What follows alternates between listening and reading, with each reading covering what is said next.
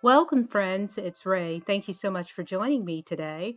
In today's video, I feature 18 Christmas cards I made using PhotoPlay's North Pole Trading Company collection. And then I bought the 6x6 paper pad.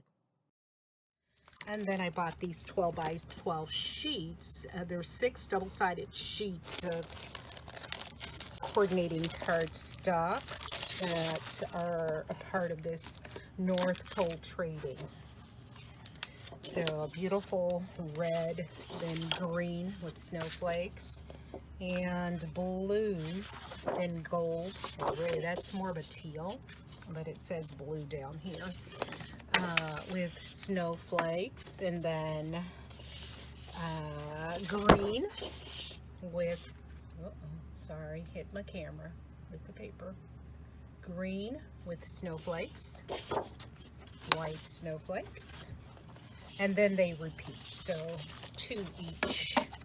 And then this beautiful 6x6 paper pad, can't wait to play with that. Already took out the duplicates, but here we go. Merry Christmas. So some cut aparts, some border strips. Beautiful. Very nice. And I like to make 5x7 Christmas cards, and this year I'll definitely be making some Slimline Christmas cards. I think I'm repeating now. Let me just see. Oh, there we go. Yeah, can't use that on a card. I mean, you can, but I won't. So I'll likely use the white snowflakes on the back. Beautiful, just beautiful.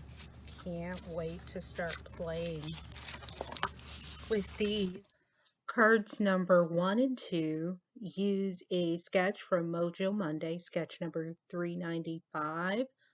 All of the cards in today's video are slimline cards that measure 3 3/4 by 8.5 inches. Throughout the video, I will infuse music and pause to talk through some of the processes. I used along with the cut aparts from the paper pad, I used Paper Rose's Crisp Christmas Sentiments. I will be sure to link that below. These came in very handy. Throughout the video, I will mat my main panel with 1/4 inch or 1/8 inch matting, and then some of the other pattern papers I use. I will also mat. I use a combination of double-sided tape, liquid adhesive, and tape runner to affix my cards together in this video. In these 2 cards, I am using Banner Die by Elizabeth Craft Designs and some scalloped circles by Creative Expressions.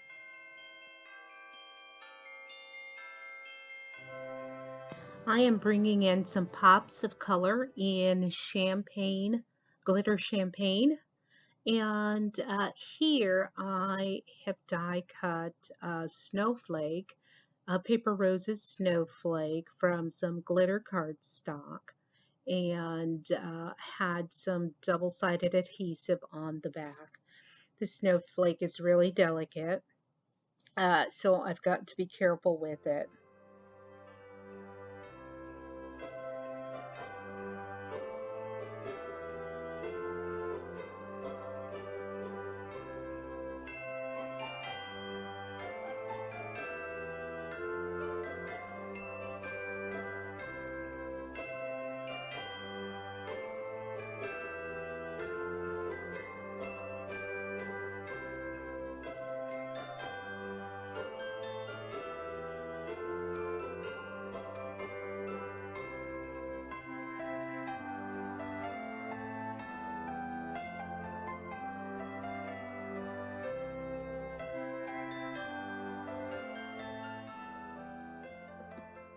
For card number 3, I am using a sketch by Mojo Monday, number 378.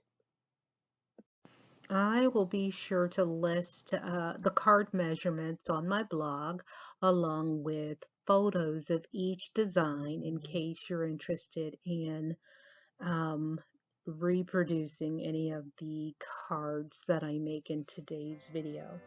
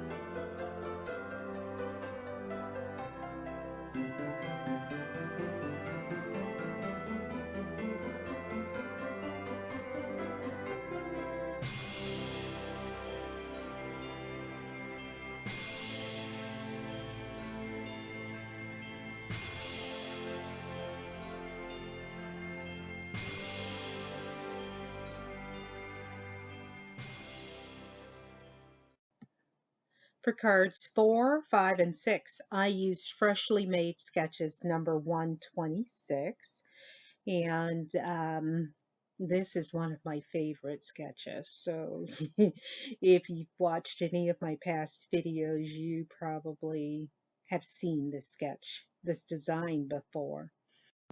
For these 3 cards, for my sentiment, I do use a stamp set by the Stamps of Life. It's a Christian sentiment stamp set, and I will be sure and list that in the description bar below.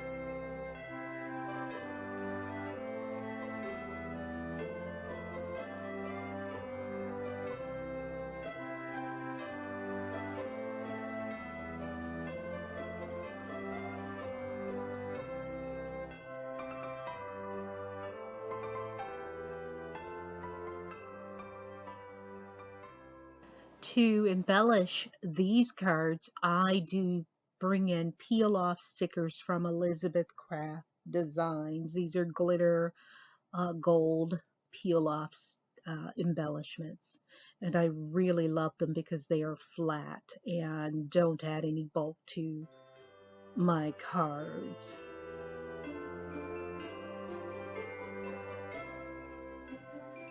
I am piecing together some pattern paper to make a longer strip, and am working on cards number 7 and 8, which use a sketch, Mojo Monday sketch number 352.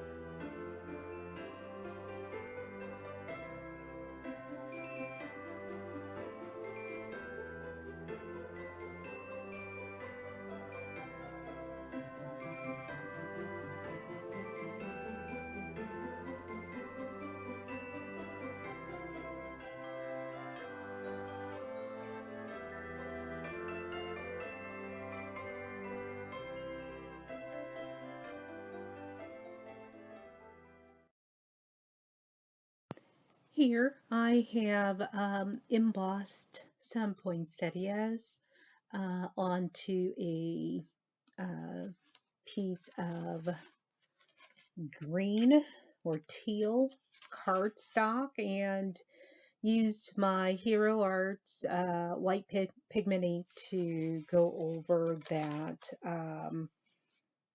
design or the embossing, doing the same for some red cardstock and a polka dot embossed panel.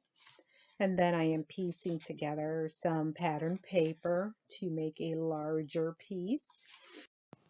I am working on cards 9 through 14 with this same design. And these cards all use Mojo Monday sketch number 558, which is also another of my favorite card sketches.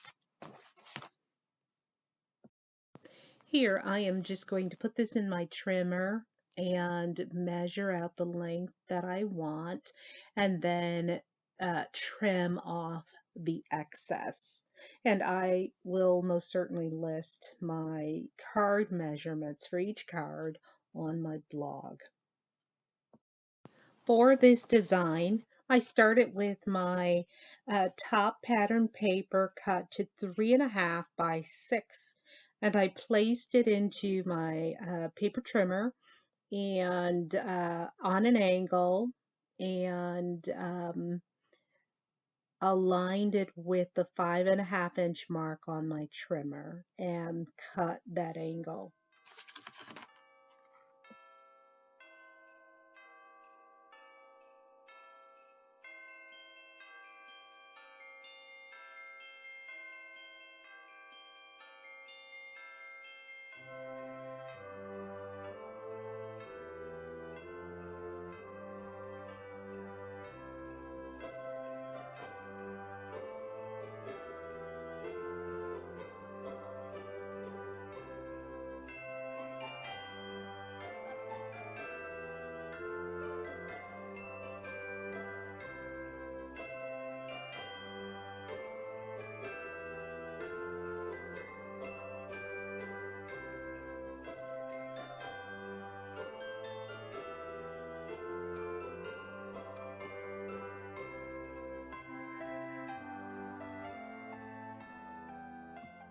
So here are a few lessons I've learned as I've made today's video. The snowflake die, after I die cut it, I realized it was very intricate. Fortunately, I used double-sided adhesive on the back the second time. The first time I didn't, and had to take quite a bit of time to apply liquid adhesive. So probably best to use double-sided tape when using the intricate pieces like that. And you might need a shim in order to get your die to cut through that double-sided adhesive all the way. The second lesson learned is, for me right now, is other shapes like squares, rectangles, hexagons, ovals make good sentiment holders. Now, I knew this, but I kind of thought about it or recalled it during this video. So in this video, I tended to use more circles and thought about, oh, I could have used many other basic shapes. So just something to keep in mind.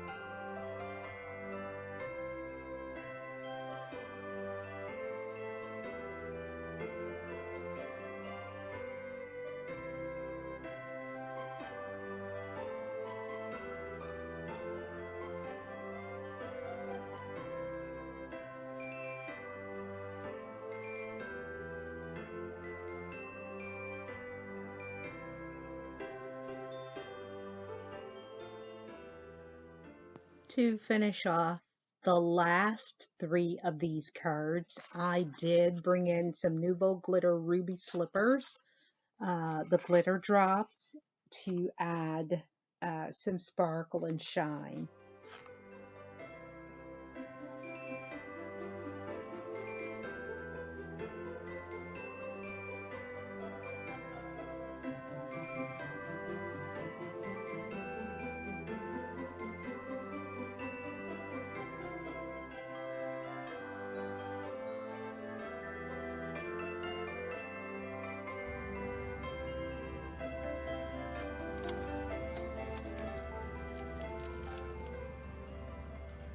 Here I'm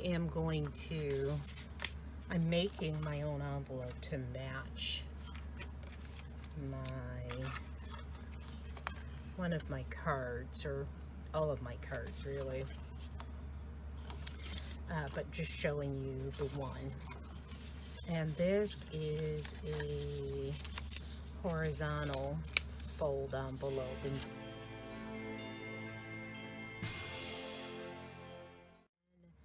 We'll have a video soon on how to make this horizontal fold envelope in case that this style is your preference. Okay. So here I have a matching envelope for this one of my Slimline cards. Let's trim that up a little bit.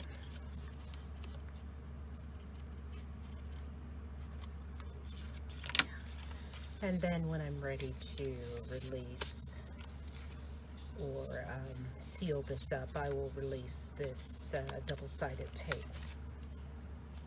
Lovely. You can decorate this, stencil on it if you have time.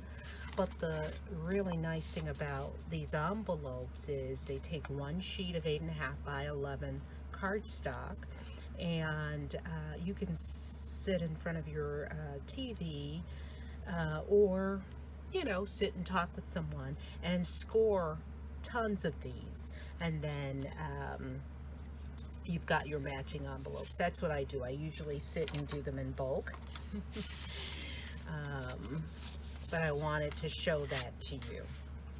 I will again link to my DIY Slimline envelope tutorial.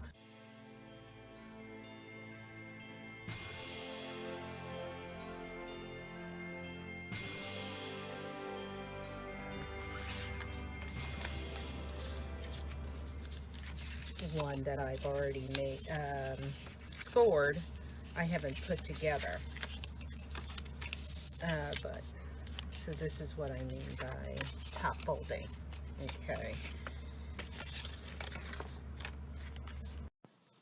For card number 15, I bring in the snowflake die again, and I have cut the shadow of the snowflake out. So basically with this snowflake die you get 2 for 1. If you use the shadow, you get two snowflakes, the inner and the outer. So I'm using the outer snowflake here. I used craft cardstock from my stash to mat this card.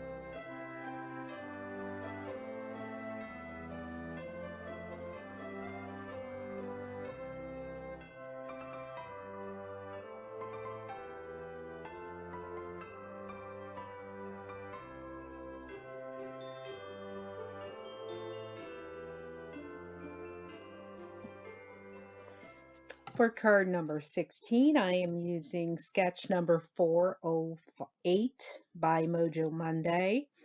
And I am also bringing in pops of color, the glitter champagne, and some glitter cardstock, along with a cutter part for this design.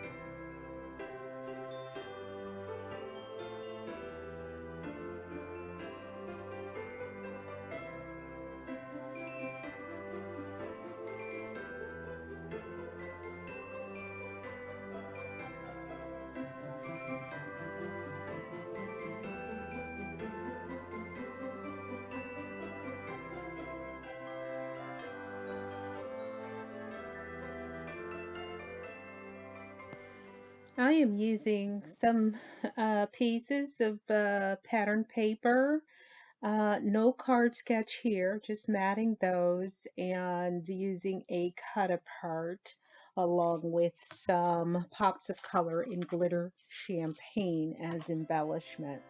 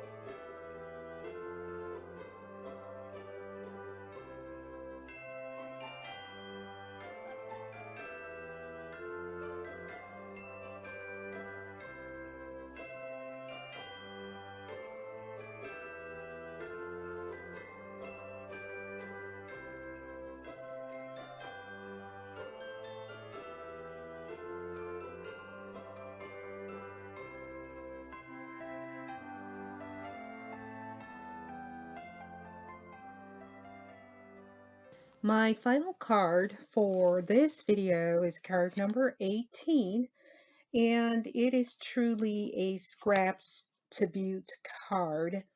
And I took some 2-inch double-sided tape and place that on a piece of copier paper to keep it really thin and flat.